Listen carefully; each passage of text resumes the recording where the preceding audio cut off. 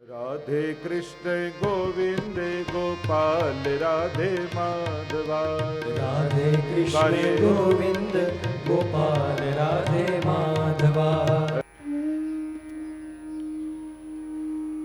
श्री गोवर्धन नाथ की जय, वल्लभाधीश की जय, श्याम सुंदर श्री यमने महारानी की जय, श्री भागवत भगवान की जय। चिंता संतान हंतारो यत्पादाम्बुजरेणवः स्वीयानां तानि निजाचार्या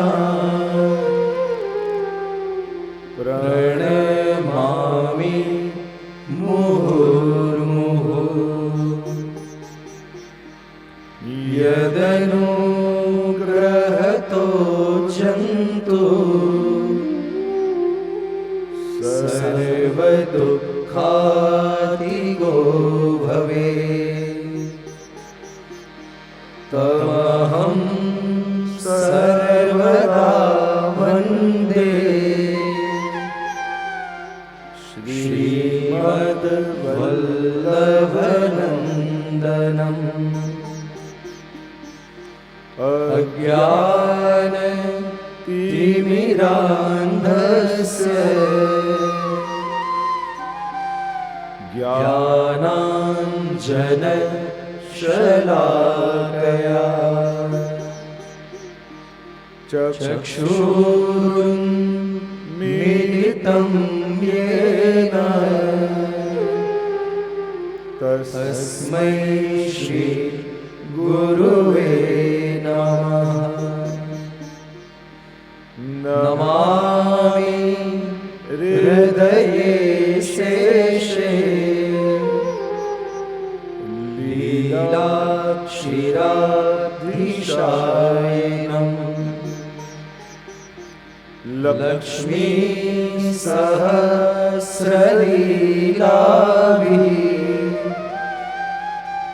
सेव्यमानं कलानिधिम्। चतुर्भिश्च चतुर्भिश्च चतुर्भिश्च त्रिभिस्तथा षड्भिर्विराजते योऽसौ पञ्चधा हृदये मम। नमो भगवते तस्मै कृष्णायाद्भुतकर्मणे रूपनाम विभेदेन जगत्क्रीडति यो यतः। सच्चिदानन्दरूपाय विश्वोत्पत्त्यादिहेतवे तापत्रयविनाशाय श्रीकृष्णाय वयं नुमः। निस्साधनजनोद्धारकरणप्रकटीकृतः गोकुले सस्वरूपश्री वल्लभशरणं मम।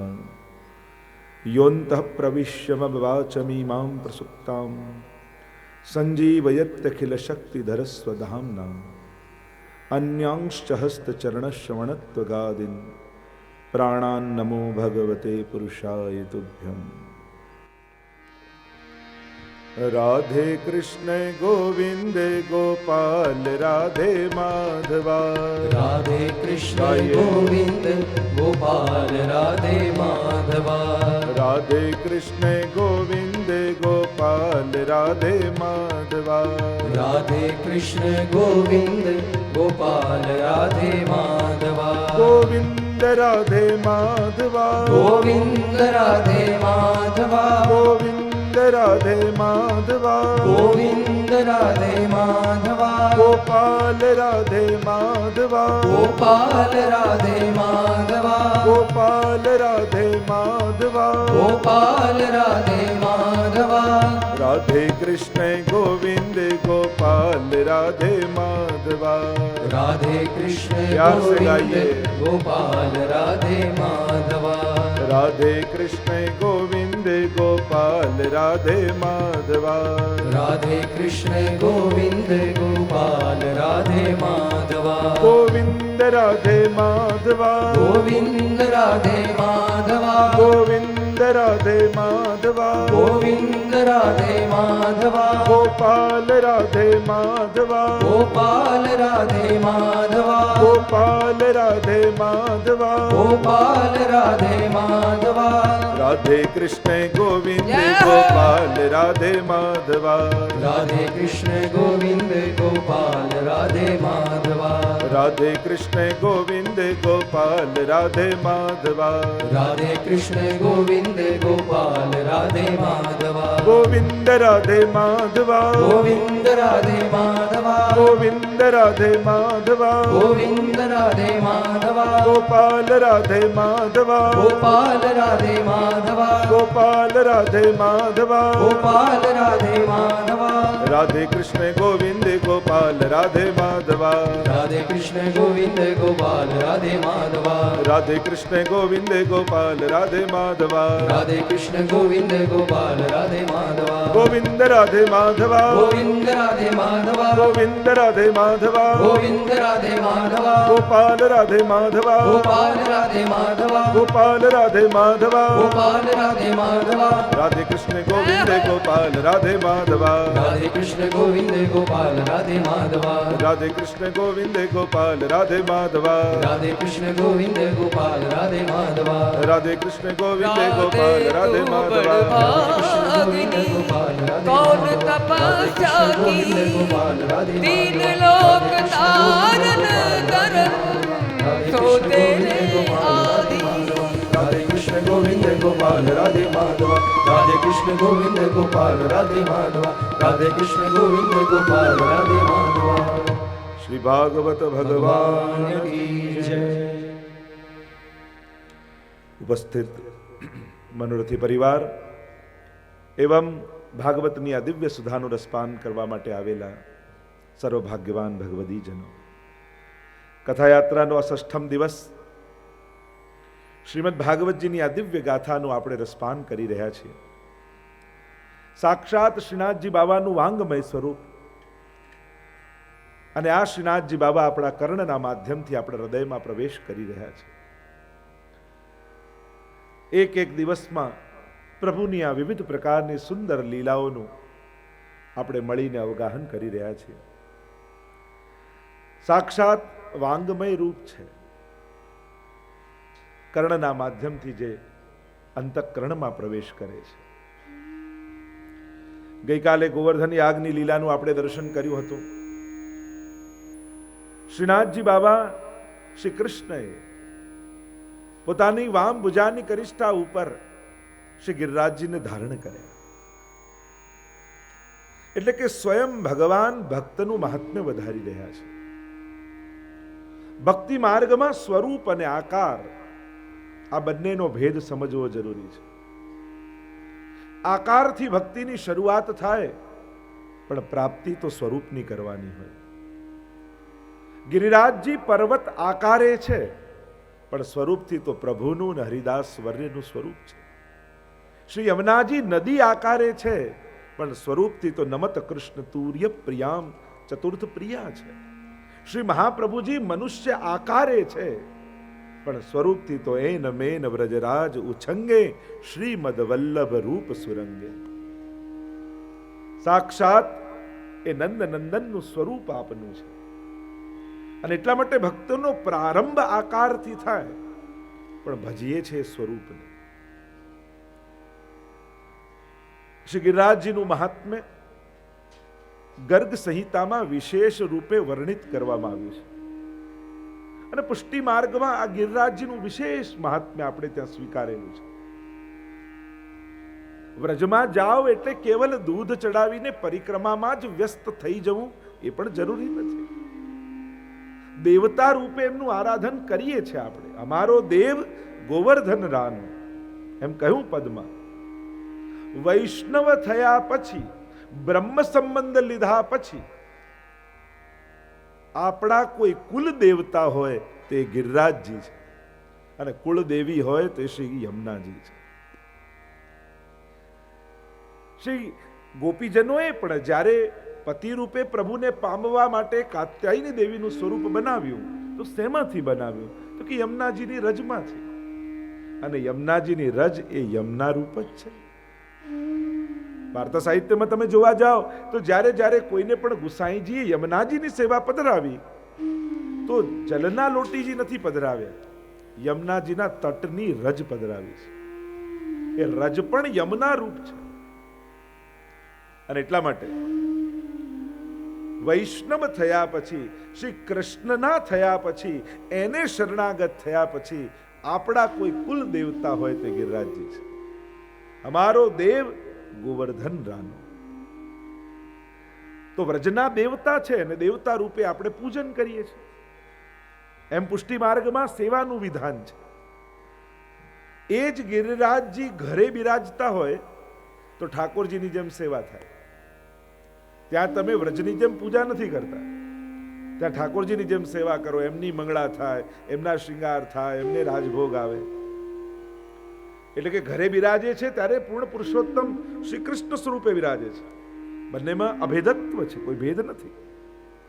પણ વ્રજના દેવતા રૂપે છે. સ્વયં ઠાકોરજીએ એમના પૂજનનું વિધાન બતાવ્યું છે. પણ કેવલ દેવતા રૂપે જ ગિરિરાજજીને આપણે અનુભવવાના નથી. ગિરિરાજજીનું શ્રેષ્ઠતમ સ્વરૂપ કયું? એક દેવતા રૂપ, એક પ્રભુ રૂપ, અને ત્રીજું જે સ્વરૂપ ગોપીજનોએ વેણુ ગીતમાં આપણને ગિરિરાજજીનું બતાવ્યું, અને એ સ્વરૂપ છે હરિદાસ વર્યનું. કૃષ્ણ ભક્તિમાં કોઈ સિરમોર ભક્ત હોય તે ગિરિરાજજી છે, એમ ગોપીજનોએ કહ્યું છે. આ વાણી ગોપીજનોની છે. અંતાય બદ્રબલા હરિદાસ વર્યો. હરિના દાસો અનેક છે, પણ એમનામાં દાસમાં કોઈ વર્ય હોય, શ્રેષ્ઠ હોય તે ગિરિરાજજી છે. અને એટલા માટે ગિરિરાજજીનો ઉત્તમ સંગ એ ભગવદીય ભાવથી વૈષ્ણવે કરવો જોઈએ. તમને એમ કોઈ ભગવદી વૈષ્ણવ, તાદર્શી વૈષ્ણવ ન દેખાતા હોય, અને વારે ઘડી આપણે શિક્ષાપત્રમાં, સોળસ ગ્રંથમાં, વાર્તા સાહિત્યમાં બધે જ વાંચીએ કે કોઈ તાદર્શી જનનો સંગ કરવો, કોઈ ભગવદી જનનો સંગ કરવો, અને કોઈ એવું ન દેખાતું હોય તો આ ભૂતલ પર પ્રગટ ભગવદી કોઈ હોય તે ગિરિરાજજી છે. દૂધ ચડાવો તો જે પ્રસન્ન થાય એવું જરૂરી નથી. એની તરેટીમાં કોઈ પણ એક સારો ખૂણો ગોતી અને એમની તટમાં, તરેટીમાં બેસી અને ભગવદ ગુણગાન કરો ને તોય ગિરિરાજજી બહુ પ્રસન્ન થાય. મને ભગવદીનો સંગ મળ્યો છે, અને એવા ભગવદી છે જે મને કૃષ્ણ ભક્તિનું દાન કરવા સમર્થ છે. ગિરિરાજ બાબા કૃપા કરે તો લૌકિક કાર્યો તો સિદ્ધ થાય, બહુ સહજ છે, બહુ સ્વાભાવિક છે. દેવતા રૂપે છે જ, એમનું પૂજન, દૂધ ચડાવવાનું વિધાન છે જ, પણ કેવલ એ રૂપે જ સંગ નહીં, ભગવદી રૂપે સંગ કરો. એમની તરેટીમાં બેસીને પ્રભુના ગુણગાન કરો, પાઠ કરો. ગિરિરાજજી ખૂબ પ્રસન્ન થશે. અને બને તો એક વિવેક જરૂર જાળવજો. જ્યારે પણ યમુનાજીના તટ ઉપર હો યા ગિરિરાજજીની તરેટી પર હો, આ બંને સ્થાનો બહુ જ અલૌકિક આપણે ત્યાં માનવામાં આવ્યા છે. આ બંને તત્વોને ખૂબ જ અલૌકિક રૂપે આપણે ત્યાં સ્વીકાર્યા છે. આ બંને તત્વો એવા છે, એ શ્રી યમુનાજી હોય કે ગિરિરાજજી હોય, એ અખંડ ભગવદ નામ લઈ રહ્યા છે, અખંડ ભગવાનની ભક્તિ કરી રહ્યા છે. તો એક વિવેક જરૂર રાખજો, જ્યારે પણ યમુનાજીના તટ ઉપર હો કે ગિરિરાજજીની તરેટીમાં હો, બને તો ત્યાં ક્યારેય પણ કોઈ પણ લૌકિક વાત ન કરતા. ગિરિરાજજીની પરિક્રમા કરો તોય નક્કી કરજો કે હમણાં હું પરિક્રમામાં છું, ત્યાં સુધી યમુનાજી, ગિરિરાજજીની તરેટીમાં છું, ત્યાં સુધી ભગવદ નામ સિવાય મારે બીજું કંઈ લેવું નથી. કારણ કે જ્યારે ત્યાં તમે લૌકિક બોલો છો, ત્યારે ગિરિરાજજી અને યમુનાજીની ભક્તિમાં વિક્ષેપ કરો છો. એમની ભક્તિમાં ક્યારે વિક્ષેપ ન કરતા. એમને ખૂબ શ્રમ પડે છે. જ્યારે પણ ભગવદ નામનું વિસ્મરણ થાય ને, યા કંઈક લૌકિક કાનમાં પડે ને, ત્યારે એમને ખૂબ શ્રમ પડે છે. તમે બીજી રીતે શ્રમનો ધ્યાન રાખો કે એમના પર પગ ન મૂકીએ, એમને કોઈ તકલીફ ન પડે, આ બધા વિવેક તો રાખીએ જ છે. તો વ્યવહારિક વિવેક રાખો છો, શારીરિક, પણ વૈચારિક અને વાણીનો વિવેક પણ રાખો. શ્રી ગિરિરાજ બાબા એ પરમ ભક્ત છે, હરિદાસ વર્ય છે. આપણે ત્યાં 5 સ્વરૂપે એમને સ્વીકારવામાં આવ્યા છે. એમ કહેવાય છે કે જ્યારે પણ ગિરિરાજજીની પરિક્રમા કરો તો આ 5 સ્વરૂપમાંથી કોઈ એક સ્વરૂપે ગિરિરાજજી અચૂક દર્શન આપે છે. ગિરિરાજજીના 5 સ્વરૂપ માનવામાં આવ્યા. ગિરિરાજજીનું એક સ્વરૂપ એ સિંહનું માનવામાં આવ્યું, ક્યાંક સિંહ સ્વરૂપે દર્શન આવે. ગિરિરાજજીનું એક સ્વરૂપ ગૌર ભુજંગ સર્પનું માનવામાં આવ્યું. ત્રીજું સ્વરૂપ ગિરિરાજજીનું ગ્વાલનું સ્વરૂપ માનવામાં આવ્યું. ચોથું સ્વરૂપ ગિરિરાજજીનું રત્ન જડિત ગિરિરાજજી રૂપે માનવામાં આવ્યું. પાંચમું સ્વરૂપ ગિરિરાજજીનું ગાયનું માનવામાં આવ્યું. આમ 5 સ્વરૂપમાંથી કોઈ એક સ્વરૂપે ગિરિરાજજી અચૂક દર્શન આપે છે, એવું આપણે ત્યાં ભાવ માન્યો છે. તમે પરિક્રમા કરતા હો ત્યારે લૌકિક ચર્ચા કરવા કરતા ગિરિરાજજીની તળેટીમાં અખંડ ભગવદ લીલાઓ થઈ રહી છે, એનો દર્શન કરવાની તત્પરતા સાથે ગિરિરાજજીની પરિક્રમા કરજો. આ 2 સ્થાનો એવા છે ને, એક યમુનાજીનો તટ અને બીજો ગિરિરાજજીની તળેટી, જ્યાં અખંડ પ્રભુનો નિવાસ છે. ત્યાંથી પ્રભુ ક્યારે અળગા નથી હોતા. અને મહાપ્રભુજીનું નામ સર્વોત્તમ સ્તોત્રમાં સ્વયં ગુસાઈજી આપે છે, ગોવર્ધન સ્થિતિ ઉત્સાહ. આ ગિરિરાજજીની તળેટીમાં રહેવું શ્રી મહાપ્રભુજીને અતિશય પ્રિય છે. અને એટલે જ મુખારવિંદની સામે જ સુંદર શિલાના બેઠકજી શ્રી મહાપ્રભુજીના બિરાજે છે. અને જ્યારે પણ પરિક્રમા કરો ત્યારે મહાપ્રભુજીને દંડવત કરી એમની આજ્ઞા લઈ અને પછી જ પરિક્રમા કરવા જવું. કારણ કે શ્રી વલ્લભની આજ્ઞા લેવાથી, શ્રી વલ્લભની કાની આપવાથી ઠાકોરજી પ્રગટ રૂપે આપણી ભક્તિને સ્વીકારે છે. એટલે જ આપણે ત્યાં ભોગ ધરીએ ત્યારે મહાપ્રભુજીની કાની આપીએ ને. ભલે આપણે જ બનાવ્યું હોય, આપણે જ ધર્યું હોય, ધરવા સુધીનો અધિકાર આપણો છે, પણ આરોગાવાનો અધિકાર તો શ્રી મહાપ્રભુજીનો છે. ઠાકોરજી આપણા હાથે નથી આરોગતા, આપણું ધરેલું ભલે આરોગે, પણ જ્યારે કાની આપો ત્યારે શ્રી મહાપ્રભુજી થકી શ્રી ઠાકોરજી આપણી આ સામગ્રી અને પદાર્થોને સ્વીકાર કરે છે. આ પુષ્ટિ ભક્તિનો માર્ગ એ સીધો ભક્તિનો માર્ગ નથી, એ કોઈની કૃપા થકી કૃષ્ણ પાસે જવાનો માર્ગ છે. તમે કર્યું ખરા, પણ કોની આજ્ઞાથી, કોની કાનીથી? તમે ધર્યું ખરા, પણ કોની કાની આપી? અને એટલા માટે જ્યારે પણ આપણે સેવા કરીએ, ભોગ ધરીએ, ત્યારે મહાપ્રભુજી ગુસાઈજી વ્રજ ભક્તોની કાની આપીએ. શ્રી ગિરિરાજ બાબાની તો અનંત ગાથાઓ ગાવામાં આવી છે. એ પદ સાહિત્યમાં ભગવદીઓએ ગાયું હોય, એ ભાગવતજીમાં વર્ણિત હોય કે ગર્ગ સંહિતામાં વર્ણિત હોય. ગર્ગ સંહિતામાં ગર્ગજીએ જ્યારે ગર્ગ સંહિતા લખી, એમાં ગિરિરાજ ખંડ નામનો આખો ખંડ રચ્યો છે. ગિરિરાજજીની ગાથા ગવાઈ છે. સૌથી પહેલું પ્રાગટ્ય ગિરિરાજજીનું ગોલોક ધામમાં છે. એકવાર સ્વામીજીએ ઠાકોરજી આગળ મનોરથ મનમાંથી મૂક્યો કે હે પ્રભુ, મનમાં એક મનોરથ છે કે એવું એક સુંદર સ્થાન ગોલોક ધામમાં નિર્મિત કરો કે જ્યાં સુંદર કંદરાઓ હોય, ઝરણાઓ હોય, અને એમાં એકાંતમાં આપણે વિહાર કરીએ. અને એ જ સમયે ઠાકોરજીના હૃદયમાંથી તેજ પુંજ નીકળ્યું, 100 યોજન ઉપર ગયું. ઠાકોરજી હાથ રાખ્યો અને શતશૃંગ નામથી ગિરિરાજજીનું ગોલોક ધામમાં સૌથી પહેલા પ્રાગટ્ય થયું. એવી ગાથા ગર્ગ સંહિતામાં આવે છે. ગોલોક ધામમાં ગિરિરાજજીનું નામ છે શતશૃંગ, 100 શિખરવાળા છે ગિરિરાજજી. પણ જ્યારે લીલામાં શ્રી ઠાકોરજીને લીલાથી વિખૂટા પડેલા જીવનું ચિંતન થયું, એમને પુનઃ લીલામાં પ્રાપ્ત કરાવવા છે, અને ત્યારે પ્રભુ પધારે એના પૂર્વ પ્રભુનું લીલા પરિકર ભૂતલ પર આવે છે.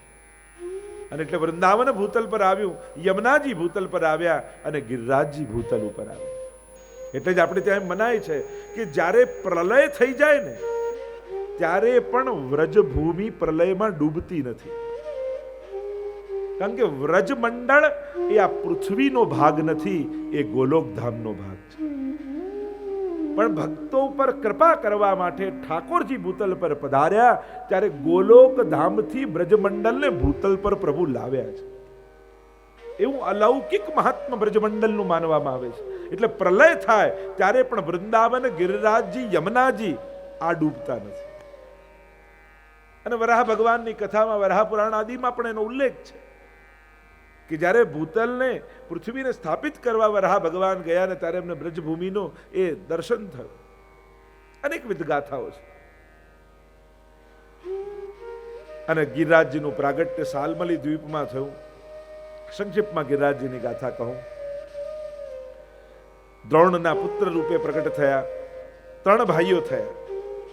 એક ચિત્રકૂટમાં છે કાંતાનાથ પર્વત, એ ગિરિરાજજીના ભાઈ છે. બીજા છે જે ગુસાઈજીનું પ્રાગટ્ય સ્થલી છે, એ છે ચરણાટ. ત્યાં ચરણાદ્રી પર્વત છે, જ્યાં વામન ભગવાનના ચરણોના ચિહ્ન છે. અને ત્રીજા આ ગિરિરાજજી, ગોવર્ધન. આ 3 ભાઈઓ છે. પુલત્સ મુનિ એકવાર પરિક્રમા કરતા કરતા પૃથ્વીની આવ્યા, અહીંયા રોકાયા છે દ્રોણને. ત્યાં દ્રષ્ટિ પડી છે ગોવર્ધન પર. થયું કે આ પર્વતને હું લાઈ જાઉં કાશીમાં અને એની કંદરાઓમાં બેસીને મહાદેવજીનું ધ્યાન ધરીશ. વિનંતી કરી છે. ગિરિરાજ બાબા જવા તો તૈયાર થયા, પણ શરત એક રાખી કે એકવાર મને જ્યાં મૂકશો પછી ત્યાંથી હું ઊભો નહીં થઉં. વચને બંધાયા ઋષિ. યોગ બળે ગિરિરાજ બાબાને હાથમાં લીધા, ચાલ્યા છે કાશી તરફ. અને વચમાં વ્રજમંડલ આવ્યું. વ્રજમંડલ આવ્યું. ગિરિરાજજીને થયું કે હું તો વ્રજમાં વાસ કરવા માટે આવ્યો છું, પ્રભુની ભક્તિ કરવા માટે આવ્યો છું, હું કાશી જઈને શું કરીશ? એટલે યુક્તિ કરી, પોતાનું વજન વધાર્યું ગિરિરાજજી. અને એટલું બધું વજન વધાર્યું કે ઋષિ ઉચકી ન શક્યા અને નીચે પધરાવી દીધા. ફરી લેવા માટે ગિરિરાજજીને ગયા અને ત્યારે ગિરિરાજજીએ કહ્યું કે હું તો વચને બંધાયેલો હતો, એકવાર મને જ્યાં મૂકશો ત્યાંથી ઊભો નહીં થઉં. ઋષિને આવ્યો ક્રોધ. તમારે આવું હતું બ્રજમાં ને આપે મારી સાથે છલ કર્યું છે, એટલે આપને હું શ્રાપ આપું છું, આપ રોજ તલભર ઘટશો. એટલે ગિરિરાજ બાબાને શ્રાપ લાગ્યો છે. એમ આપણે ત્યાં કથા છે કે રોજ તલભર ગિરિરાજજી ઓછા થાય છે. તમે આજથી 10-20 વર્ષ પહેલા દર્શન કરવા ગયા હો ગિરિરાજજીના, આજે દર્શન કરો, તમને ફરક લાગે. અને આમ ગિરિરાજ બાબા પધાર્યા બ્રજમંડળમાં. અનેકવિધ પ્રકારની કથાઓ ગાઈ છે. અહીંયા ગિરિરાજ બાબાને શ્રીહસ્તમાં ધારણ કર્યા ઠાકોરજીએ. 7 દિવસ સુધી ધારણ કરી રાખ્યા. કહેવાય છે મહાપ્રભુજી અર્થઘટન કરે છે કે વ્રજવાસીઓને 7 પ્રકારના અન્યાશ્રય હતા અને 7 દિવસ પોતાના શરણમાં રાખી ઠાકોરજીએ સર્વ પ્રકારના અન્યાશ્રયો દૂર કર્યા છે. કારણ કે જેને ભક્તિ કરવી છે એને ભગવાનનો અનન્ય આશ્રય રાખો. બસ પ્રભુને એટલો ભરોસો અપાવી દો કે તમારા સિવાય અમારું કરનારો કોઈ નથી. જે દિવસે તમે આટલો ભરોસો અપાવ્યો ને એ દિવસે ઠાકોરજી તમારા બધા કાર્યો સિદ્ધ કરી દેશે. પણ જ્યાં સુધી એમ લાગે હજી આય છે, હજી પેલાય છે, હજી ફલાણાય છે. ઘણા લોકોની દરેક વારે જુદી જગ્યાએ જાય. સોમવારે અહીંયા, મંગળવારે અહીંયા, બુધવારે અહીંયા, ગુરુવારે ત્યાં. આમ વારે વારે ભગવાન બદલશો ને તો વારો નીકળી જશે. આપણે ત્યાં તો યહ નિતનેમ યશોદા જુ મેરે તિહારે હી લાલ લડાવન કો. જેને ભજો એના થાવ તો ખરા. આદર તો બધાને છે, સન્માન તો બધાને છે. જીવ માત્રને આદર આપવાનો. તો દેવતાઓ તો બધા વંદનીય છે, આદરણીય છે. પણ ભક્તિ જ્યારે કરવાની વાત આવે ત્યારે અનન્યતા એ ભક્તિની શરત નથી, અનન્યતા એ ભક્તિનો સ્વભાવ છે.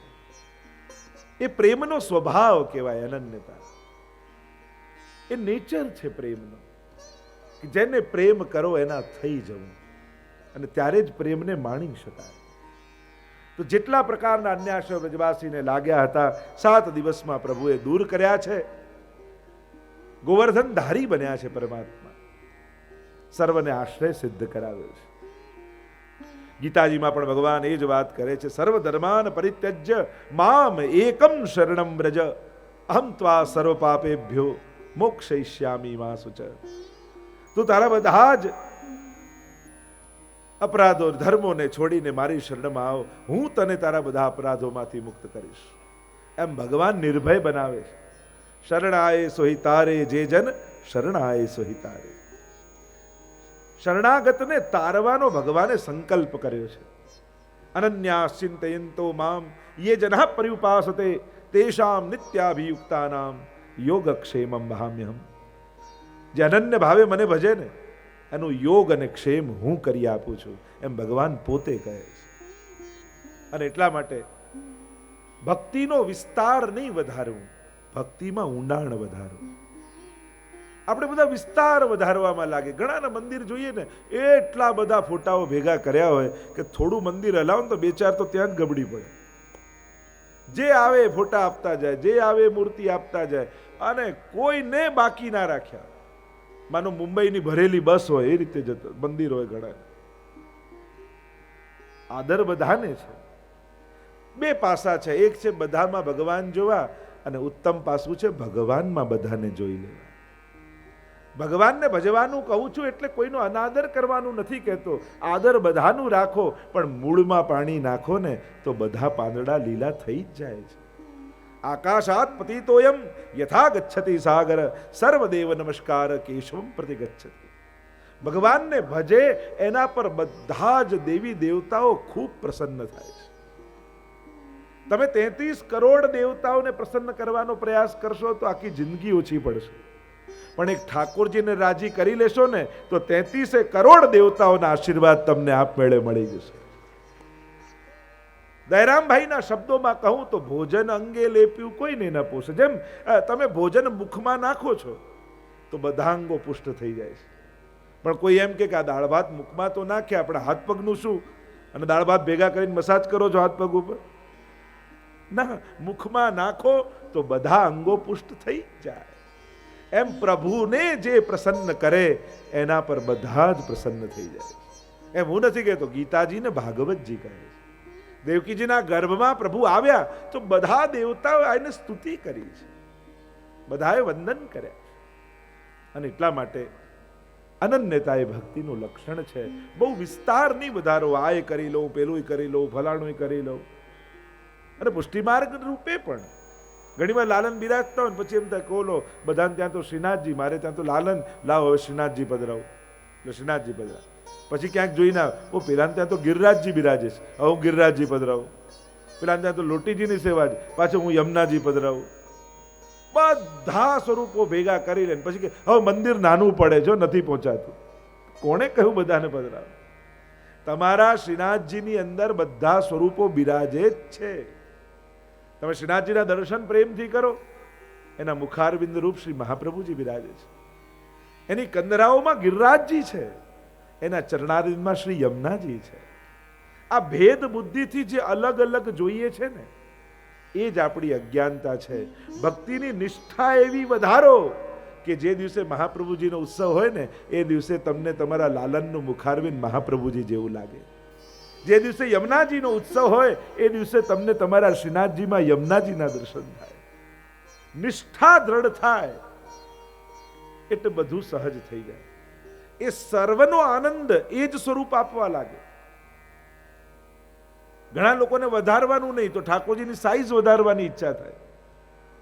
ત્યાં તો આટલું મોટું સ્વરૂપ બિરાજે છે એટલે ત્યાં જાય.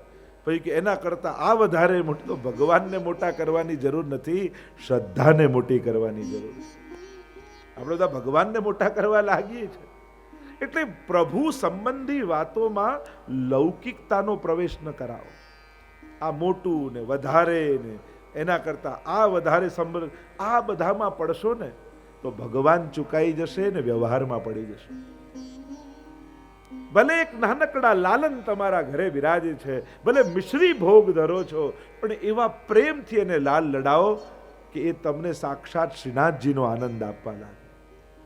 આ નિષ્ઠા છે. ખાલી તમને લોકોને એમ કહું ને કે બસ આંખ બંધ કરીને ઠાકોરજીને યાદ કરો તો તમે આમ આંખ બંધ કરીને શું યાદ કરો? બોલો, તમને આંખ બંધ કરો શું દેખાય?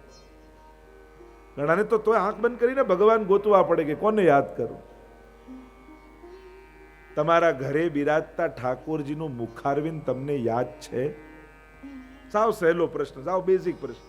ચલો ભક્તિની વાત તો આગળ જઈશું, કારણ કે એક વસ્તુ યાદ રાખજો, પુષ્ટિ ભક્તિને સિદ્ધ કરવા માટે જ્યાં સુધી સ્વરૂપાસક્તિ નહીં થાય ત્યાં સુધી ભક્તિની વૃદ્ધિ નહીં થાય. સીધો સાધો પહેલો ડગલા જેવો પ્રશ્ન, તમે આંખ બંધ કરો તો તમને તમારા લાલનનું મુખારવિંદ દેખાય? તમને એમનો ચહેરો યાદ છે, મુખારવિંદ યાદ છે?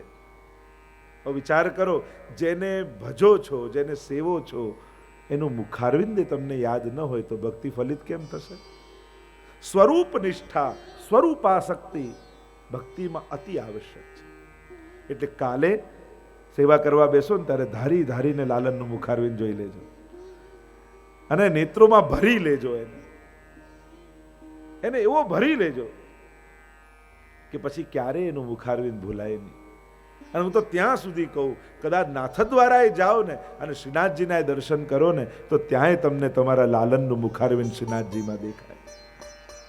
આ નિષ્ઠા, સ્વરૂપ નિષ્ઠા પ્રગટે ત્યારે ભક્તિમાં આપણી વર્ધની થાય, ત્યારે ભક્તિની વૃદ્ધિ થાય.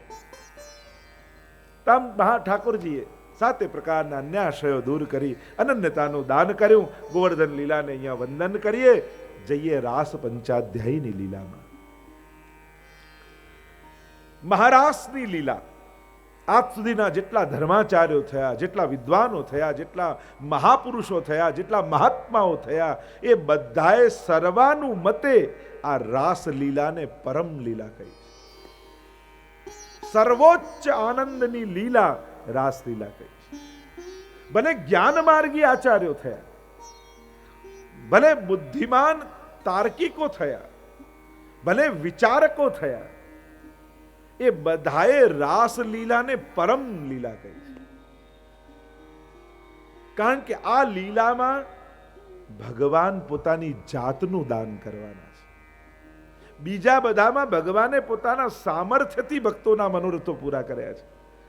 રાસ લીલામાં કેવલ સામર્થ્યથી નહીં, અહીંયા ભગવાને પોતાના સ્વરૂપથી ભક્તોના મનોરથો પૂરા કર્યા. જેમાં પોતાની જાતને ભગવાન આપી દે એનું નામ રાસ. સીધા સાદા શબ્દોમાં કહું તો અલ્પાનંદને પૂર્ણાનંદ બનાવવાની પ્રક્રિયા એ રાસ છે. એ જીવાત્માને પરમાત્માના આનંદનો આસ્વાદ કરાવવાની પ્રક્રિયા એ રાસ છે. અલ્પને પૂર્ણ બનાવવાની પ્રક્રિયા. 3 પ્રકારના આનંદ શાસ્ત્રોએ કયા છે: વિષયાનંદ, બ્રહ્માનંદ અને ભજનાનંદ. શાસ્ત્ર 3 પ્રકારનો જગતમાં આનંદ કહે છે. એક આનંદ છે વિષયાનંદ, જેને જીવ માત્ર ઓળખે છે. આ ઇન્દ્રિયોનો, વિષયોનો આનંદ, જેને સમજાવવાની જરૂર નથી, સહજ અનેક જન્મોથી કરતો આવતો જીવ આ આનંદને બહુ સારી રીતે ઓળખે છે અને એના માટે જ ભાગ્યા કરે છે. એનાથી ઉપરનો આનંદ છે બ્રહ્માનંદ, એટલે કે મુક્તિનો આનંદ, મોક્ષનો આનંદ. જન્મ મરણના ચક્કરમાંથી છૂટી જઈ અને જ્યાંથી જીવ આવ્યો છે ત્યાં ભળી જવું, એ છે મોક્ષ, મુક્તિ. અને આપણા તો આચાર્યો યમનાષ્ટકાદીની ટીકામાં કહે છે કે ભગવાન મુક્તિ આપવામાં બહુ ઉદાર છે, પણ ભક્તિ આપવામાં કંજૂસ છે. અગર ભગવાન મુક્તિ આપે ને તો એમ કહે કે તું છૂટ્યો તો તારાથી હુંય છૂટ્યો, પણ ભક્તિ આપું તો મારે તારા આધીન થઈ જવું પડે, પછી તો તારી ઈચ્છા પ્રમાણે મારે ચાલવું પડે. એટલે પ્રભુ જલ્દી ભક્તિ નથી આપતા કોઈને. બ્રહ્માનંદ, મોક્ષનો આનંદ, અને ત્રીજો છે સ્વરૂપાનંદ, ભજનાનંદ. સીધી સાદી ભાષામાં સમજાવું તો મોક્ષ એટલે પેંડો થઈ જવું અને સ્વરૂપાનંદ એટલે પેંડો ખાવો. તો પેંડા થઈ જવામાં આનંદ છે કે પેંડો ખાવામાં? પરમ આનંદ તો પેંડાનો આસ્વાદ કરવામાં છે. આ છે સ્વરૂપાનંદ. શ્રીમદ ભાગવતમાં 10મ સ્કંદે હૃદય છે અને એના આ 5 અધ્યાય એ 5 પ્રાણ છે. જેમ ભાગવતજી અનુસાર 29 થી 33 અધ્યાય એ રાસ પંચાધ્યાયી કહેવાય છે. આ 5 અધ્યાયમાં પ્રભુએ રાસ લીલા કરી છે. પ્રભુનું એક નામ છે દેવ દમન શ્રીનાથ. આપણે એમ કહીએ છીએ ને, દેવ દમન શ્રીનાથ છે. કારણ કે જ્યારે પ્રગટ થયા પ્રભુ શ્રીનાથજી ગિરિરાજજી ઉપર, ત્યારે 3 સ્વરૂપે પ્રગટ થયા એમ કહેવામાં આવે: દેવ દમન, ઇન્દ્ર દમન અને નાગ દમન. તો એક નામ શ્રીનાથજીનું છે દેવ દમન શ્રીનાથ, જે ગર્ગ સંહિતામાં પણ આપવામાં આવ્યું છે નામ. દેવ દમન શેના માટે? તો કે તમે દશમ સ્કંદની બધી જ લીલાઓ જુઓ તો ભગવાને જુદા જુદા દેવતાઓના દમન કર્યા છે. દમન એટલે શા માટે? તો કે આ દેવતાઓને જ્યારે દેવતા પદ મળ્યું ત્યારે પોતાને પરમાત્મા માનવા લાગ્યા. એમને એમ થઈ ગયું કે અમે સર્વશક્તિમાન છીએ અને અમારે કારણે જ આ સૃષ્ટિ ચાલી રહી છે. અને જ્યારે આવો મદ દેવતાઓને આવ્યો ત્યારે ભગવાને એમનું દમન કરી એમને એમનું દેવતા પદ યાદ અપાવ્યું છે. અને એટલે તમે દરેક લીલામાં જુઓ, આપણે પૂર્વમાં પણ જોઈ ગયા, બ્રહ્માજીનું દમન કર્યું, ઇન્દ્રનું દમન કર્યું, આગળ પણ કથા આવશે વરુણદેવનું દમન કર્યું. એમાં રાસ પંચાધ્યાયની કથા એ કામદેવના દમનની કથા છે. આ સર્વ દેવતાઓના દમન કર્યા એટલે આ 5 અધ્યાયમાં કામદેવનું પરમાત્માએ દમન કર્યું. કામદેવ જ્યારે વિશ્વ વિજયી બની ગયો, બધાને એને જીત્યા અને નારદજીને કહ્યું કે હું વિશ્વ વિજયી છું, ત્યારે નારદજીએ કહ્યું કે બધાને જીતે બરાબર ભગવાનને જીતીને બતાવો, ત્યારે તું વિશ્વ વિજયી કહેવાય. અને કામદેવ આવ્યો ભગવાન પાસે, કહેવા લાગ્યો કે આપની સાથે યુદ્ધ કરવું છે.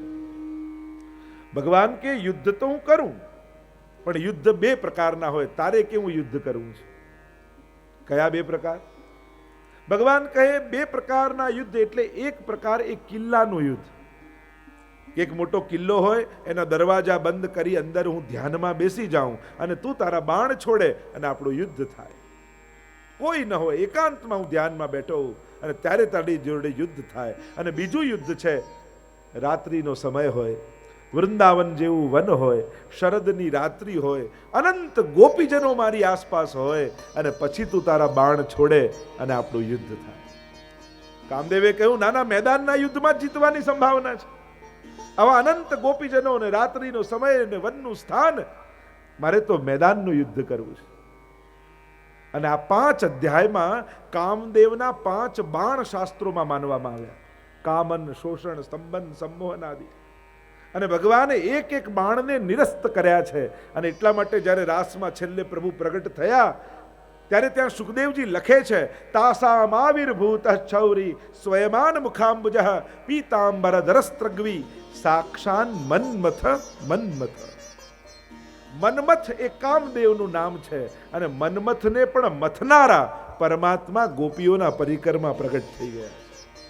એમ સંકેત કરીને બતાવ્યું કે આ 5 અધ્યાયમાં ભગવાને કામદેવને પરાસ્ત કર્યો છે. તો આમ આ 5 અધ્યાય રાસ પંચાધ્યાયી એ કામદેવને મથવાની લીલા છે, ગોપીજનોની ગાથા છે. ભાગવતજીમાં ગોપીજનોના નામ નથી આપ્યા. કઈ ગોપી એ કેવલ કોઈ સ્ત્રી થોડી છે. ગોભી ઇન્દ્રિયૈ કૃષ્ણ પીબતી ઇતિ ગોપી. જેની સર્વ ઇન્દ્રિયો કેવલ કૃષ્ણ રસનું પાન કરે એ ગોપી છે. ગોપી પ્રેમ કી ધ્વજા જિન ગોપાલ કિયો વશ ઉર્ધરી શ્યામ ભુજા. પ્રેમની ધ્વજા ગોપીઓને કહેવાયું છે. નારદજીના ભક્તિ સૂત્રના શબ્દોમાં કહું તો યથા બ્રજ ગોપિકા નામ. ભક્તિ કઈ રીતે કરવી? તો કે ગોપીજનોએ જે રીતે કરી એ રીતે. અને આપણી પુષ્ટિ ભક્તિ એ જ ભક્તિ છે. પુષ્ટિ માર્ગને સમજવો જરાય અઘરો નથી. બસ દ્રષ્ટિકોણ મેળવી લો, દરેક ઘટનાઓને ગોપીઓની નજરે જોવા લાગો, આ જીવનમાં ગોપી બનીને જીવવા લાગો, તમને પુષ્ટિ માર્ગ આવડી ગયો. સેવા રીત પ્રીત વ્રજજન કી જનહિત જગ પ્રગટાઈ પ્રગટ ભય માર્ગ રીત દિખાય. રીત અને પ્રીત બંને ગોપીઓની એ પુષ્ટિ માર્ગ. મહાપ્રભુજીએ પણ એટલે જ કહ્યું કે અમારા ગુરુ કોણ? તો કે ગોપિકાના ગુરુ પ્રોક્તા. આ માર્ગના ગુરુ ગોપીજનો છે. બસ એ જે રસ્તે ચાલ્યા એ રસ્તે ચાલવું એનું નામ પુષ્ટિ માર્ગ. ગોપીઓની ગાથા છે. 3 સ્ત્રી પાત્રો 10મા સ્કંદમાં આવશે. ઉત્તમ પ્રેમ, મધ્યમ પ્રેમ અને કનિષ્ઠ પ્રેમ. કનિષ્ઠ પ્રેમ છે કુબજાનો. દસમા સ્કંદમાં કુબજાની કથા આવશે. અને કનિષ્ઠ એટલા માટે કે મને સુખ થાય, પ્રભુને થાય કે ન થાય એનો કોઈ વિચાર નહીં. કેવલ સ્વસુખની કામનાથી કરેલી ભક્તિ એ સાધારણ છે. બીજો છે મધ્યમ પ્રેમ, એ અષ્ટપટરાણીઓનો છે. અમને આનંદ થાય ને ઠાકોરજીને આનંદ થાય, પરસ્પર બંનેના આનંદની કામના, એ મધ્યમ પ્રેમ. અને ઉત્તમ પ્રેમ ગોપીઓનો છે, અમારું જે થવું હોય થાય, મારા ઠાકોરજીને પ્રસન્નતા થાય. કેવલ તત્સુખનો ભાવ જ્યાં છે એ ઉત્તમ પ્રેમ છે અને ગોપીઓનો પ્રેમ છે. પ્રવેશ કરીએ પંચાધ્યાયની આ લીલામાં. શ્રી મહાપ્રભુજી સુબોધનીમાં કારિકા લખતા કહે છે કે પ્રભુએ કેમ આ રાસ લીલા કરી, એનું કારણ આપતા મહાપ્રભુજી કારિકા લખે, બ્રહ્માનંદાત સમુદ્રુત્ય ભજનાનંદ યોજને લીલાયા યુજ્યતે સમ્યક સાતુર્યે વિનિરૂપ્યતે. આ કેમ લીલા કરી એનું કારણ આપતા કહ્યું, બ્રહ્માનંદાત સમુદ્રુત્ય, ઉદ્ધૃત્ય, મોક્ષ સુધીનો આનંદ વ્રજવાસીઓએ અનુભવ કરી લીધો છે. હવે એનાથી ઉપર જે સ્વરૂપાનંદ છે એનું દાન પ્રભુએ કરવું છે. એટલા માટે વ્રજ ભક્તો સાથે પ્રભુએ રાસ કર્યો છે. आइए प्रवेश करते हैं इस परम प्रेम की गाथा में, इस परम लीला में. આ એવી લીલા છે કે જ્યાં મોટા મોટા વિચારકોને શંકાએ થઈ છે અને મોટા મોટા વિચારકો એને પરમ લીલા પણ કહી છે. સ્વયં પરીક્ષિત મહારાજને પણ જ્યારે શંકા થઈ કે પ્રભુએ આમ સ્ત્રીઓ સાથે રાસ કેમ કર્યો, અને ત્યારે સમાધાન આપતા સુખદેવજી બોલેલા, રેમે રમેશો વ્રજ સુંદરી ભી યથાર્ભક સ્વપ્રતિબિંબ વિભ્રમ. અરે મહારાજ, શંકા કેમ કરો છો? આ તો એવી લીલા છે કે જેમ એક બાળક અરીસામાં જોઈને પોતાના પ્રતિબિંબ સાથે રમતો હોય, એવી આ નિર્દોષ લીલા છે. કારણ કે આ વ્રજ ભક્તો પ્રગટ ક્યાંથી થયા છે? આ પ્રભુના જ આનંદાંશનો વિસ્તાર છે. એકોહમ બહુશ્યામ પ્રજાએય. આ વ્રજ ભક્તોનું પ્રાગટ્ય અન્ય ક્યાંથી થયું નથી, પ્રભુ જ ભક્તો વ્રજ ભક્તો રૂપે પરિણમિત થયેલા છે. પ્રભુ સિવાય અહીંયા બીજું કોઈ છે જ નહીં. ભક્તોનું માધ્યમ બનાવી પરમાત્મા પોતાનો આનંદ લે છે. કે જેમ તમને કોઈ સારામાં સારા વસ્ત્રો આપી દે, સારામાં સારા દાગીના આપી દે, પણ જે ઓરડામાં તમને બંધ કર્યા હોય, સારામાં સારા વસ્ત્ર દાગીના બધું જ હોય, પણ એ તમે પહેરો, પણ એ ઓરડામાં એકે અરીસો ન હોય તો તમને મજા આવે?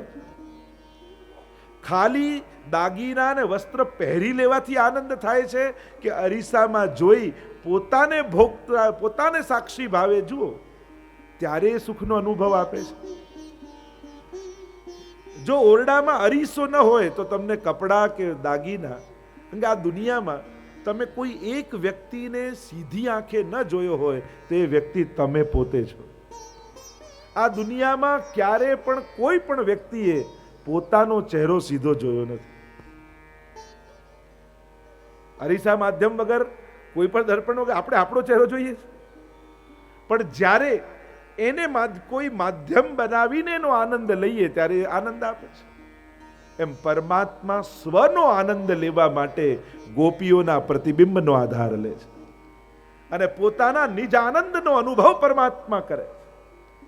અને એની આ આનંદ અનુભવની આખી પ્રક્રિયા, કારણ કે જ્યારે યુગલ ગીત આવે એમાં 3 પ્રકારની સુધા પ્રભુ વહાવે છે. એમ મહાપ્રભુજી સુબોધનીમાં સમજાવે છે, દેવ ભોગ્યા, ભગવદ ભોગ્યા અને સર્વા ભોગ્યા.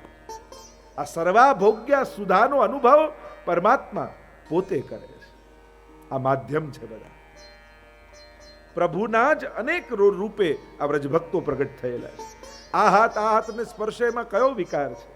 વિકાર બીજો આવવાથી થાય છે, અહીંયા બીજું કોઈ છે જ નહીં. એટલે કેવલ આનંદની આ લીલા છે. એક નાનું બાળક અરીસામાં જોઈને પોતાના પ્રતિબિંબ સાથે રમે એવી આ નિર્દોષ લીલા છે. પ્રવેશ કરી આ પંચાધ્યાયની કથામાં.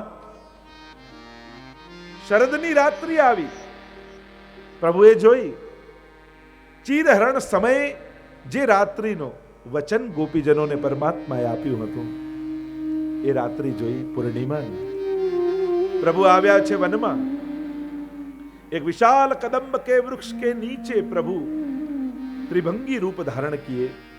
ચરણથી ભંગ, કટીથી ભંગ અને ગ્રીવાથી ભંગ.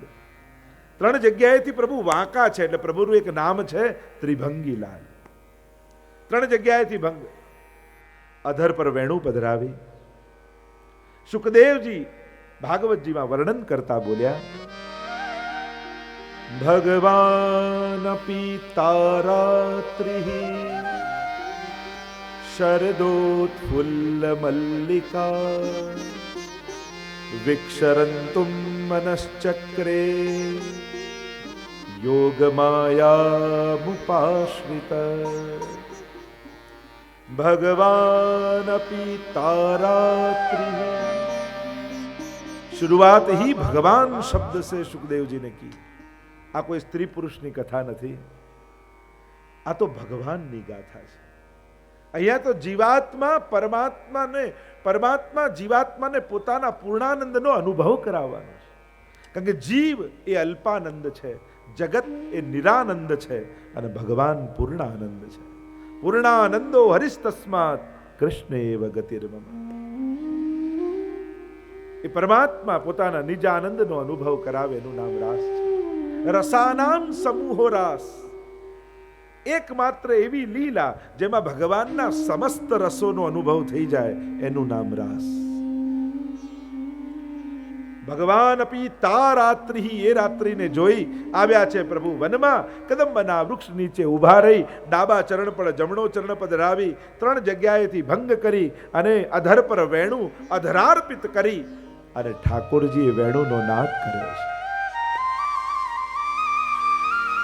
આખા એ વ્રજમાં એ વેણુનું કુંજન ગૂંજવા લાગ્યું. ભિન્ન ભિન્ન કાર્યોમાં લાગેલી ગોપીઓ જાણે એમ લાગ્યું કે અમારું નામ લઈ લઈને પ્રભુ વેણુના સ્વર ભરી રહ્યા છે. चौकी गोपियां. सुखदेव जी लिखते हैं,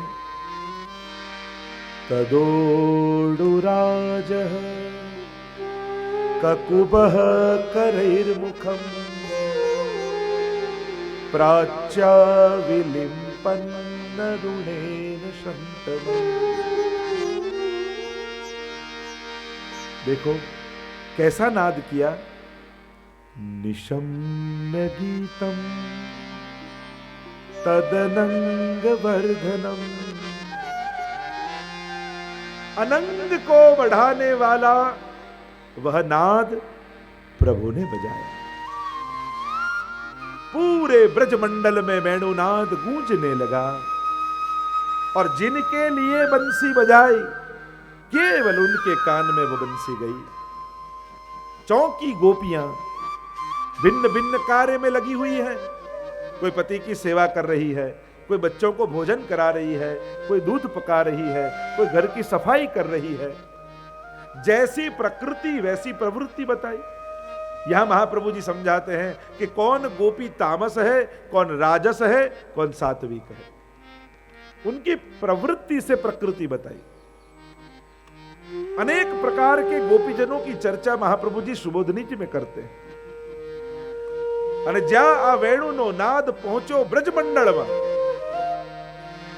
એ શ્યામ तेरी बंसी पागल कर जाती है. शाम तेरी बंसी पागल कर जाती है. मुस्कान तेरी मीठी घायल कर जाती है. જ્યાં કાનમાં શબ્દો પડ્યા, ગોપીઓ ઘરેથી નીકળીને ભાગી છે કૃષ્ણની ઓર. અરે વો રાત્રિ આ ગઈ, જે રાત્રિનું વચન પરમાત્માએ આપ્યું હતું. આજે તો જીવન સફળ કરવાની ક્ષણો આવી.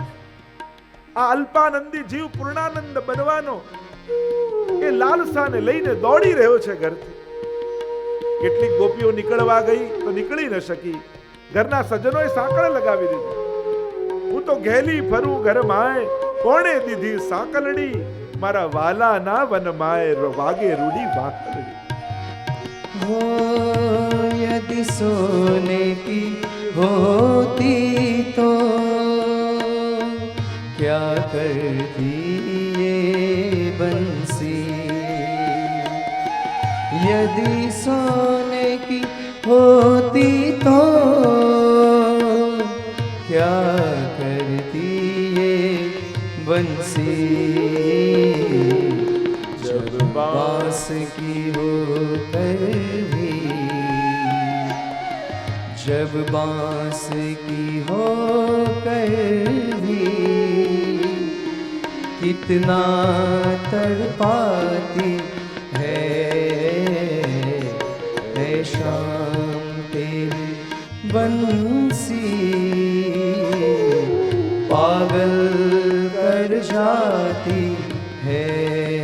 ગોપીઓ ભાગી રહી છે કૃષ્ણની ઓર. એક મહાત્મા જ્યારે કથા કહી રહ્યા હતા કે અડધી રાતના ઠાકોરજીએ વેણું વગાડીને ગોપીઓ ગરબાર છોડીને જંગલમાં પહોંચી ગઈ. કથા પૂરી થઈ એટલે ગામવાળાએ કહ્યું કે મહારાજ, પ્રેક્ટિકલી આવું કંઈ પોસિબલ છે કે અડધી રાતના કોઈ વનમાં વેણું વગાડે ને લોકો ગરબાર છોડીને જંગલમાં પહોંચી જાય? મહાત્માએ કહ્યું, આ તો અડધી રાતની કથા છે, અડધી રાતના આશ્રમમાં આવજો જંગલમાં તો જવાબ આપીશ. લોકો અડધી રાતના પહોંચી ગયા આશ્રમમાં. જવાબ આપો, આવું કંઈ પોસિબલ છે પ્રેક્ટિકલ? તો યમુનાજીના તટની કથા છે, ત્યાં ચાલો તો કહું ચાલો ચાલો હમણાં જ ચાલો. યમુનાજીના કિનારે પહોંચી ગયા. જવાબ આપો, અડધી રાતના કોઈ વેણું વગાડે લોકો ગરબાર છોડીને જંગલમાં પહોંચી જાય, આવું પ્રેક્ટિકલી કંઈ પોસિબલ છે? મહાત્માએ કહ્યું, વેણું સાંભળીને ગરબાર છોડીને વનમાં પહોંચે એ તો પછીની વાત, પણ એ કથામાં તમને એટલો રસ આવ્યો કે અડધી રાતના ઘર છોડીને જંગલમાં આવી ગયા, તો જેણે ખરેખર વેણું સાંભળી હોય એ ઘર છોડીને વનમાં પહોંચી જાય, એમાં શું આશ્ચર્ય? यदि गोरे होते तो क्या करते तुम मोहन, यदि गोरे होते तो क्या करते तुम मोहन, जब श्याम रंग पर ही, जब श्याम रंग पर ही दुनिया मर जाती है शाम तेरी बंसी, पागल कर जाती है. દોડતી દોડતી ગોપીઓ પહોંચી છે કૃષ્ણ પાસે.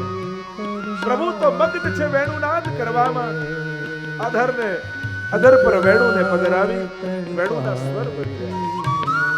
અનેક ગોપીઓ સામે આવીને ઉભા રહી ગયા અને પ્રભુએ જ્યાં નેત્રો ખોલ્યા અનેકવિધ ગોપીઓને જોયા અને પ્રભુ બોલ્યા, સ્વાગતમ વો મહાભાગા,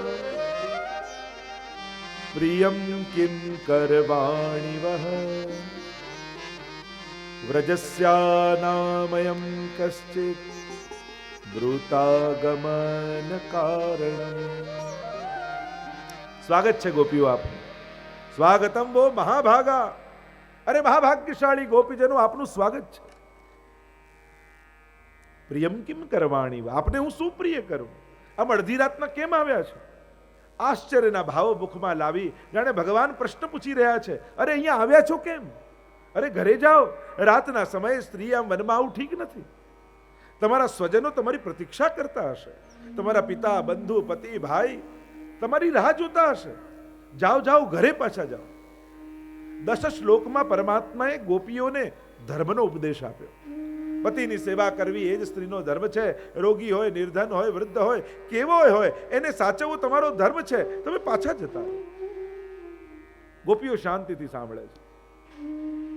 10 શ્લોકમાં પ્રભુએ ધર્મના ઉપદેશ આપ્યા. હવે ગોપીઓ બોલે છે, પ્રભુ આપે બોલાવ્યા ને આપ પ્રશ્ન કરો છો, આ તો કોઈને આપણે જમવાનો ટાઈમ આપીએ કે આજે તો મારા ઘરે જ તમારે જમવાનું છે, 8 વાગે શાર્પ આવી જ જજો, અને પેલો શાર્પ 8 વાગે પહોંચી જાય ને આપણે એમ કે કેમ ભૂલા પડ્યા છે આ બાજુ, એની બિચારાને શું દશા થાય? ગોપીઓ કહે કે અરે આપે બોલાવ્યા અને વેણુના સ્વરમાં એવા તો સ્વર ભર્યા કે અમને એમ લાગ્યું જાણે અમારું નામ લઈ લઈને આપ બોલાવી રહ્યા છો.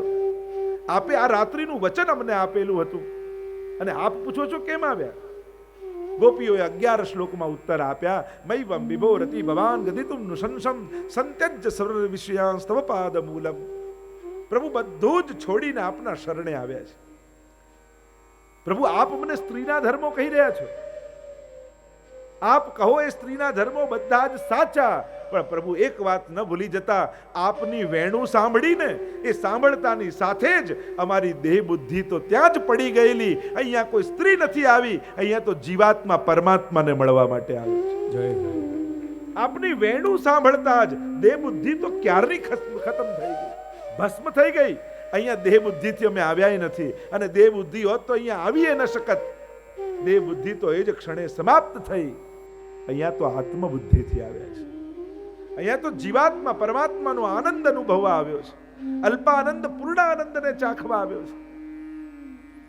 આપ અમને ઘરે જવાનું કહો છો, અને પ્રભુ દરેક ધર્મ ધર્મી માટે હોય છે. જે ધર્મથી પ્રભુ પ્રસન્ન ન થવાના હોય તો ભાગવતજી સ્વયં કહે છે શ્રમ એવહી કેવલમ. જેનાથી ભક્તિની સિદ્ધિ ન થવાની હોય એ બધા જ સાધનો કેવલ શ્રમ રૂપ છે. અને પ્રભુ આ બધા જ ધર્મો આપને મેળવવા થાય, અને આજે જ્યારે આપ મળ્યા છો અને આપને છોડીને અમે ધર્મ સાચવવા જઈએ તો અમારા કરતા મોટો મૂરખ કોણ દુનિયામાં? જેમ કોઈ ગુલાબનું છોડ વાવે અને એને સાચવવા માટે કાંટાની વાડ કરે, પણ એ વાડને સાચવવામાં એટલો મશગુલ થઈ જાય કે છોડને પાણી પાવાનું જ ભૂલી જાય, તો એ મૂરખ કહેવાય. પ્રભુ આ વાડ ફૂલ માટે છે, અને આજે આપની સન્મુખ આવીને પણ અમે ધર્મ સાચવવા જઈએ તો એનાથી અમારું અહિત થશે. અને પ્રભુ ગમે તેટલું ઉત્તમ બીજ હોય ને, એકવાર એને શેકી નાખો, પછી સારામાં સારી ભૂમિ, સારામાં સારું ખાતર, સારામાં સારું પાણી, સારામાં સારો પ્રકાશ, આ બધું જ મળે, છતાંય શેકાયેલા ધાનમાં ફણગા ફૂટતા નથી. એમ પ્રભુ અમારું હૃદય તો ક્યારનું એ આપના પ્રેમમાં શેકાઈ ચૂક્યું છે.